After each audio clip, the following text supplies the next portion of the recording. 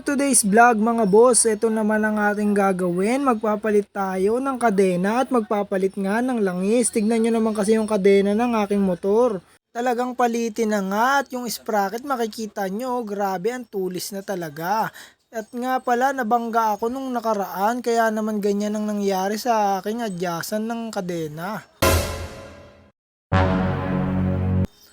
Kaya naman, palitan na natin yan. Inumpisahan ko na ngang baklasin yung ulihan na gulong para mabaklas natin yung kadena at yung sprocket ng aking motor. Kaya naman binilisan na natin ang pagbaklas kasi nga nakapas forward na yan. Yan na nga, nabaklas na natin at sinukat natin kung sukat yung bago nating ilalagay na adyasan ng kadena.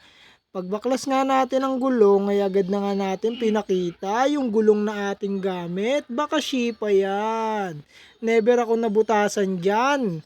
Hindi ako nabutasan dyan ng 5 butas sa loob ng 1 linggo.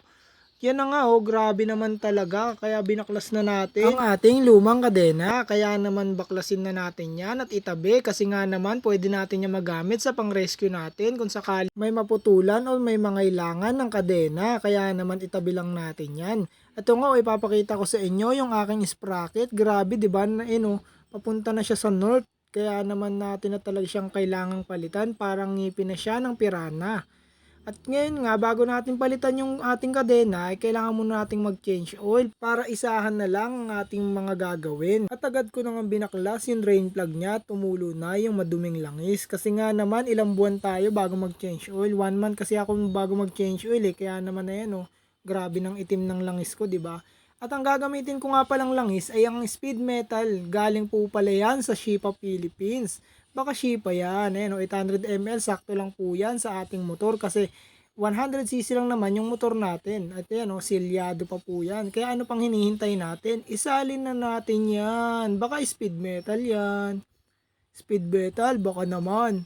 At yan na nga po, isasalin na natin yung langis na speed metal sa ating motor. Sobrang ganda daw kasi ng performance nito sa makina ng ating motor. Kaya ubusin na natin yan dahil 800 ml lang naman yung laman nitong langis na ating gagamitin. Kaya ubusin na natin yan. At yan na nga, baklasin na natin yung sprocket natin sa likuran para naman atin na itong mapalitan. Meron nga pala dyang sumingit yung aking pusang makulit na si Ambreng. Baka Ambreng yan. Tignan nyo, kakalmutin yan yung aking gulong. Yan na yung sprocket ko. Grabe naman talaga yan. Bagong bago. Pero hindi na natin yan para patagalin pa. Ikabit na agad natin ang mabilisan. Grabe naman kasi. At yan na, umiksena na yung aking pusang makulit. Grabe yan talaga. Pag ako'y naggagawa o ano man ang aking ginagawa, lagi yang sumisingit. Sabay alisin parang walang nangyari. At yan na nga, binaklas na natin yung pangunahan na sprocket para na rin ito'y mapalitan na rin ng bago. Kaya agaran ko na nga itong binaklas para naman akin na itong mapalitan at pinalitan na nga natin ng bagong sprocket at hihigpitan na natin para naman atin na itong matesting. Pero ikakabit muna natin yung gulong sa likod at yung kadena ay aadyasan kasi nga ito'y mahaba pa naman. Habang nagkakabit nga tayo dyan ng sprocket, agad ko munang isa-shoutout yung aking mga sponsor dyan. Shoutout nga po pala sa Shipa Philippines na aking gamit na gulong at sa Speed Metal na aking ginamit na langis. Maraming salamat din po sa Yams 88 para sa mga quality na sticker. Siyempre naman po, shoutout din po sa aking gamit na mic. Ang mic na mahiyain, baka Racing Boy yan. At ang aking pinakabagong sponsor, ang Immortal Motobag. Maraming salamat po sa inyong lahat. At yan na nga po, kinakabit na natin yung aking kadena para naman ito ay aking matesting na. Yan finished product. Grabe naman talaga yan. Ang bilis magkabit.